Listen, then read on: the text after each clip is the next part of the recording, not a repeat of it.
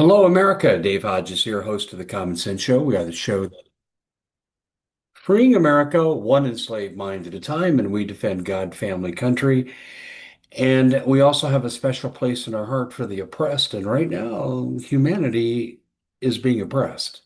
It's being oppressed by high-tech people who absolutely have no respect or regard for our Creator, for Jesus, for even goodness and decency.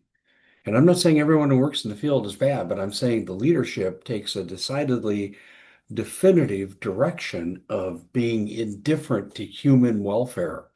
If you look at just the data centers being put into drought-ridden areas where they take millions of gallons of water, tell me how that shows concern. And they take deals where they don't pay property tax for 5 years. And do you get that kind of deal? I don't either. I think they're exploitive. They buy off the politicians to get what they want, and they're posing a real and present danger to areas with regard to drought and limited water resources. So, what I wanted to do here was to go through and talk to you about, are there biblical references to data centers? Now, I don't think you're going to see the word, in fact, I know you won't see the word data center in the Bible, but I think that you will see it in concept.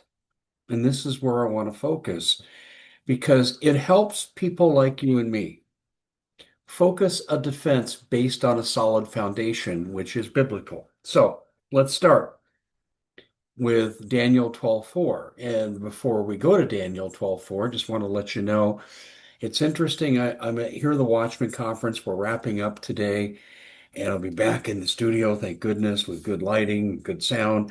But we are absolutely going to push the limits on this topic when we get back. But I wanted to start something today, but I want to tell you, you can also protect yourself. And you can protect yourself with IULs, life insurance, medical insurance, and you can turn it into huge money makers if you just know how to do it. Well, the average person doesn't, but the wealthy use this to become filthy wealthy. And Joe Lombardi of Ironhawk Financial has learned how to do this, and he's sharing it with the public. And there are people in my audience who have benefited greatly too. In fact, begun to become agents for Ironhawk because they believe in the process so much. It costs you nothing to find out if you qualify. You'll never be pushed to do anything, and it's a short conversation. They'll be able to tell you right away. They can help you, they can't help you. So what do? You go to dhawk.com. That's dhawk.com. All right, Daniel 12:4. The increase of knowledge running to and fro. Well, this really caught my attention. And I don't think this is a stretch to put this forward. The scripture says this, but you, Daniel, shut up the words and seal the book until the time of the end. Many shall run to and fro, and knowledge shall increase. Now, this is interesting. This is really interesting. In context, Daniel 12:1 through 3 occurs at a time of trouble, such as there ever was before. A nation followed by deliverance written in the book, resurrection, and the wise shining like the brightness of the firmament. Okay, now that's the biblical reference. The popular prophetic interpretation is running to and fro points to unprecedented global travel. Well, we just went and did fly by the moon too. Migration. Well, we've seen lots of migration, haven't we? Instant communication, thanks to great inventions like from Elon Musk, and of course, continuing and improving on the internet with satellite technology. Absolutely. Knowledge shall increase is part of this, and it describes an exponential explosion of information and technology, especially the current AI era where knowledge reportedly doubles at accelerating rates.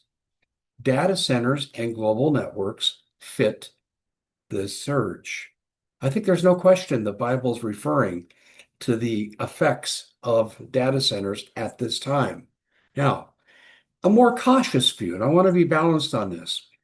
The primary meaning is increased understanding and diligent searching of Daniel's sealed prophecies themselves as the end draws near, supported by older commentaries by Matthew Henry, Jameson Fawcett Brown, and others. The prophecy is sealed for those who seek God's purposes in it. Both layers could possibly coexist. We are undeniably in an age of runaway knowledge and mobility, and Scripture flags this as a marker of a time in the end. I'll say that again. Scripture marks this as a sign of a time of the end. Wow. This is pretty dramatic, isn't it? Do you not agree this really fits? And is there potential for abuse? Well, we're going to continue that in the next segment. I think there is definite potential for abuse here. I really want to know what you think, though. Okay. And listen, I know some of you aren't Christian, but I'm giving you a foundation from which to approach this. Otherwise, it's just your unverified, unqualified opinion. And at least I'm coming at this from a Christian perspective, saying we need to look at this because here to me is a further application. If we have the doubling of knowledge, how do we know the knowledge is going to be used for good, for the benefit of mankind? We don't. We don't. In fact, we're already seeing the opposite. As I mentioned at the top, when you are building data centers that gulp gallons of water, millions of gallons, and drought-ridden areas, this is crazy. The Ogallala Water Aquifer and the Glen Canyon Dam, the Hoover Dam, Lake Mead, you're looking at affecting a total there of about 80 to 90 million people. Where's the concern? There isn't a concern. Where's the corruption? It runs amok. Oh, hey, we'll contribute to your campaign, local city council member, but you got to vote for the data center. And don't forget that tax break. Yeah, and we'll help you greatly. Well, that might technically be legal, but quid pro quo does not work for the people because we don't get the quid. And I think that we should be very concerned and we should be opposing this with every fiber in our being. Now, is there more? Oh, we're just getting started. Thanks for joining us. God bless everybody. Stay with us for the next segment because we're going to expand the biblical interpretation of data centers.